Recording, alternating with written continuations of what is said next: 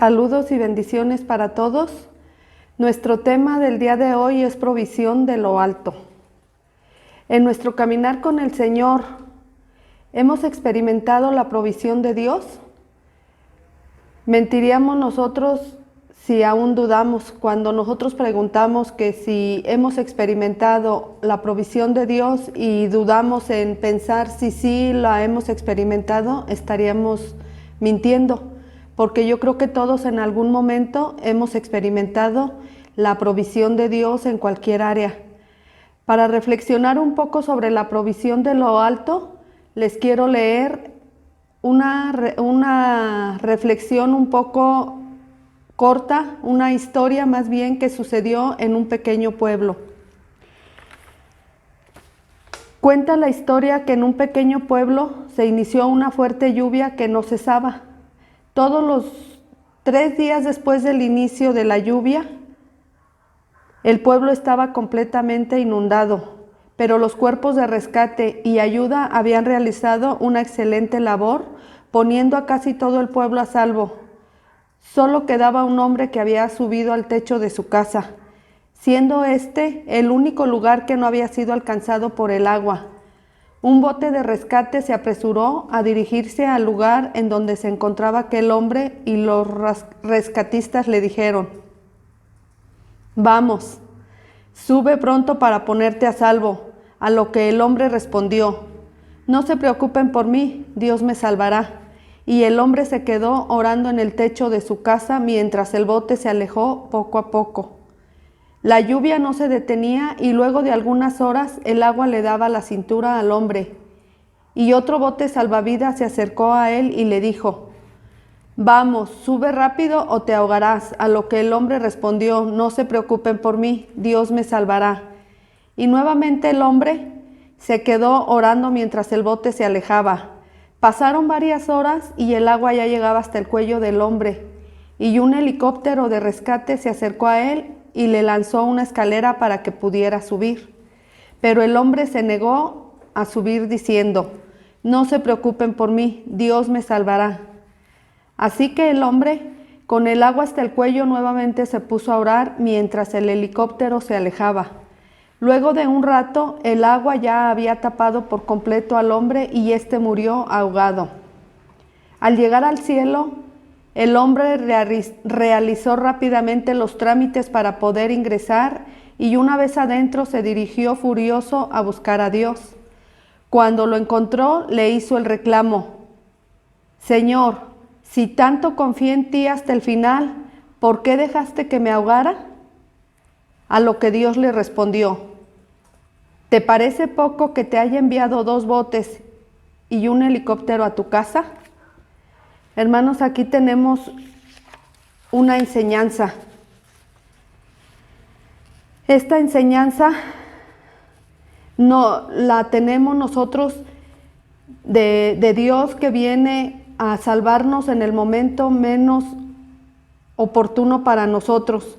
No esperemos que Dios haga lo que nos corresponde hacer nosotros. Nosotros debemos siempre, hermanos, de hacer lo que a nosotros nos corresponde. Este hombre esperaba con toda seguridad de que Dios bajara a decirle: «Ven conmigo», o «Tómate de mi mano», o «Yo lo voy a hacer por ti, lo que a ti te corresponde». No, hermanos, Él nos ha dado capacidades para suplir nuestras necesidades. Aunque muchas veces hemos tomado el texto de Filipenses 4:19, que dice: «Mi Dios pues suplirá todo lo que os falte conforme a sus riquezas en gloria en Cristo Jesús». Pero esto no significa que estaremos esperando que Dios mismo baje del cielo y nos ayude. Entonces, hermanos, ¿qué hacer cuando enfrentamos necesidad? Dios es maravilloso y no nos ha dejado imposibilitados para enfrentar nuestras necesidades. Él nos ha provisto de recursos con los cuales nosotros podemos salir adelante. El primer recurso, hermanos, todos lo tenemos bien sabido, que es la oración. La Biblia nos anima a presentar nuestras necesidades ante Dios. En la palabra dice en Filipenses 4:6: No se preocupen por nada, más bien oren y pídanle a Dios todo lo que necesiten y sean agradecidos. Él nos abrirá puertas de bendición para suplir nuestras necesidades cuando nosotros oramos y dejamos la preocupación a un lado y agradecemos por su cuidado. Dios siempre es bueno, hermanos, y siempre Él nos escucha. Al igual que nosotros enseñamos a nuestros hijos a ser personas que tengan decisiones e iniciativa para realizar acciones difíciles, para ser diligentes. Esto de ser diligentes, hermanos, tiene que ver con que se esmeren, que nuestros hijos se esmeren en hacer las cosas que uno les encomienda, que ellos sean rápidos, que sean eficaces para cumplir un trabajo o un encargo. También que sean responsables. Así Dios espera de nosotros que también seamos personas emprendedoras, que seamos personas diligentes, que seamos responsables. Ante una necesidad no podemos quedarnos de brazos cruzados. Después de haber orado tenemos dos opciones. Una, esperar en Dios sin hacer nada, quedarnos ahí y esperar a que Dios lo haga por nosotros. Dos, o caminar en fe y en sabiduría. Esto es para aprovechar los recursos, las capacidades y las habilidades que Dios nos ha dado. Creo, hermanos, que el mejor camino es caminar en fe y en sabiduría. Esto a Dios le agrada, porque a Dios le agrada que nosotros seamos obedientes y que seamos prestos para entender y para escuchar. Para suplir nuestras necesidades, como en el caso del apóstol Pablo, Dios nos ha dado todo esto. Pablo trabajaba en todos los lugares a donde él iba. Vamos a constatar esto en la palabra de Dios. En Corinto, cuando él estuvo en la iglesia de Corinto, en Hechos 13:3 dice, y al ver que ellos se dedicaban a fabricar tiendas de campaña, se quedó a trabajar con ellos, pues también él sabía cómo hacerlo. En Tesalónica, en 2 de Tesalonicenses 3:8, la palabra dice, y nunca recibimos comida sin pagar por ella, al contrario, trabajamos de día y de noche para que ninguno de ustedes tuviera que pagar nada por nosotros. Se refiere que a ninguno de la iglesia, que no fueran carga ellos, Pablo y los que le acompañaban, que no fueran carga para la iglesia, porque ellos se ponían a trabajar y Pablo era el ejemplo, que se ponía a trabajar y les daba ejemplo a ellos para no ser carga a la iglesia a la que pastoreaba Pablo, hermanos. En Éfeso, en Hechos 20, 34 y 35 dice, ustedes bien saben que con mis propias manos he trabajado para conseguir todo lo que mis ayudantes y yo hemos necesitado para vivir. Les he enseñado que deben de trabajar y ayudar a los que nada tienen. Recuerden lo que nos dijo el Señor Jesús. Dios bendice